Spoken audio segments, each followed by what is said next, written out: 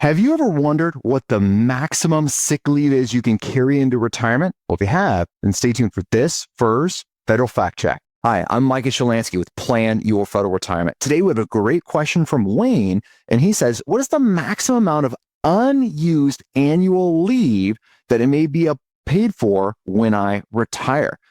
Wayne, that is an absolutely fantastic question. I want to answer that in two parts. While you did say annual leave, I want to talk about the other leave that you have as well, which is sick leave, which is a secondary question I got as well. So as we're talking about this, the amount of leave that you have that can be paid, there's no quote unquote cap that you have of so much dollars that can be paid, but there is an annual amount, a cap of how much you can carry forward. As you know, you can only carry forward those 240 hours of annual leave into the next year. Then you could build up an entire year's worth of leave and you can get that cashed out and paid. Again, there's not that dollar cap that's there.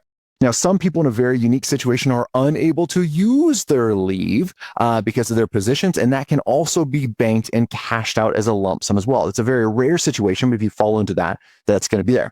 But let's talk about your sick leave. What happens with that? Great news is there's no cap on your sick leave either. However much sick leave you have can continue to grow and build for you. But remember, you're not cashed out on sick leave. That translates into increasing the amount of your pension into retirement. We take your sick leave, however many hours you have, you put it into this 2087 chart, and it's going to tell you the years, months, and days that you have for sick leave purposes, and that's going to be added to your pension calculation. So, for example, if I had 1 year and 2 months of sick leave, and I had 30 years of service, the 30 years of service makes it eligible for me to retire with 30 years of eligibility, boots on the ground time. The 1 year and 2 months of sick leave adds to my pension. So my pension computation would be based on 31 years and 2 months. And that's how they would compute my pension for retirement.